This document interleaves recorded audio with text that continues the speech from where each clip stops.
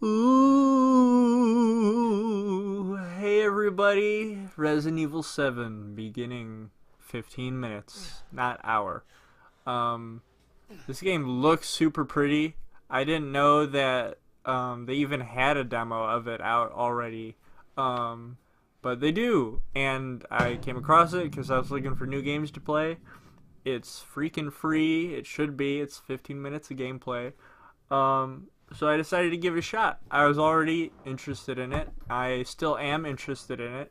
So it looks really fun, and it was really fun.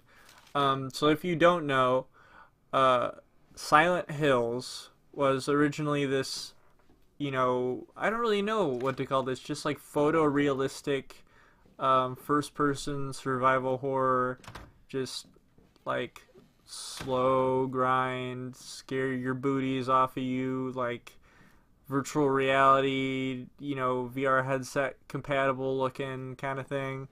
Um, I would hate to play this on the VR. But yeah, Silent Hills, that thing looked fucking crazy. Unfortunately, it got canceled. There was another game that was going to take its place. That game got canceled. So someone wanted to pick up the idea because it's really cool, and so Resident Evil, Capcom gave it a try. I don't know why it's still considered to be Resident Evil. Oh, Jesus Christ! I don't know why it's still considered. Last time I played this, I just knocked her down the fucking stairs. I don't know why it's Resident Evil. I think it should have been. I don't know. Maybe it's kind of cool because Resident Evil has definitely had a few changes throughout its history. The first Resident Evil was just, static, single shots of the level, and you're just wandering through it, and the shots are changing, which I think is cool. And then, of course, they changed it to the over-the-shoulder, which Resident Evil 4 was actually the first of its kind to do over-the-shoulder, third-person, shooting kind of thing. If I am correct. I might not be, but as far as I know, I'm right. Which could not mean anything. But, oh, baby, falling from, where the hell could it have fallen from? I have no idea, but it fell.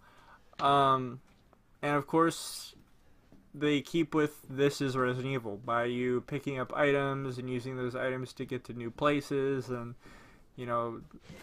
item opens bolt cutter, you put the items together like a little puzzle piece, whatever, you can fit them in, whatever.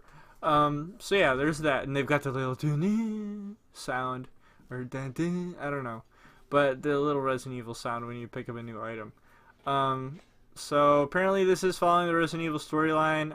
I'm not sure if it's like a Origins thing or if it's a new story, but if it's like a new mutant crap thing that is causing horror, I don't know. If it's Resident Evil 4 kind of looking, which so far this feels Resident Evil 4 to me, but also doesn't feel Resident Evil at all.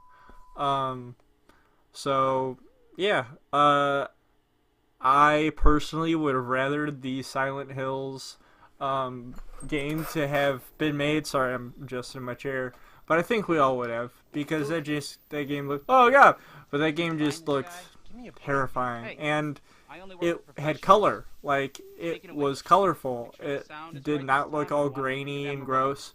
I don't understand why these, game designers think that in order for something to be scary, it's gotta look like vomit. It's gotta be brown and gray and green. It doesn't. You can have it look like real life. And I feel like the more like real life it looks, the scarier it is. Because this game is already... excuse me, already almost photorealistic. But I do like the characters. Here just a second. I will be right back. Okay, I'm back. Sorry about that. I do like the characters. These guys are cool. The reporter is annoying and aggravating, which is cool. He's supposed to be. And the guy helping him he's kind of like, oh, I guess I'll help you out. I don't like it very much, but oh, I guess. Which their sidekicks usually are. I mean, they're not breaking any boundaries with characters, really, but, you know, I don't know if it's that much of a character-driven story and more about the gimmick of it being like Silent Hills. Which I hope the characters end up being interesting. It sounds like I don't really like this game very much the more I talk about it, but I do like the gameplay. It's fun, it's cool, it's interesting, it's engaging. I definitely got scared. Although the fear you get from this game is more just anticipation and jump scares. Like, you know, that baby doll falling down, or mannequin popping up out of nowhere. Stuff like that. Where Silent Hills was more of a psychological way to scare you. How every time you went through the room, it was different in some way, and you're confused, and you're like, why am I not going anywhere? Why am I not doing anything? Why do I keep going in the same room? But stuff would happen, you know. There'd be a freaking fetus in a sink talking to you, and it was like, what in the fuck is going on right now? For some reason, I feel like that's not Silent Hills I'm talking about. It was like I know it was like a demo that would have turned into Silent Hills. If I'm wrong, people are gonna fucking hate me. But it's that concept. So when you get real close to objects, they look kind of not great. But I'm not sure if we're just like spoiled in thinking that everything needs to look fucking perfect when it really doesn't. But the graphics are important for a game like this because it's all about being photorealistic. And so far, it does a good job. It does a really damn good job. I feel like going back and playing it just to be in the photorealistic world. Like, it's fun walking around, seeing like this house that looks like you're real and like you're actually in it. It's just a very, and of course you see this little strange hand shadow going on.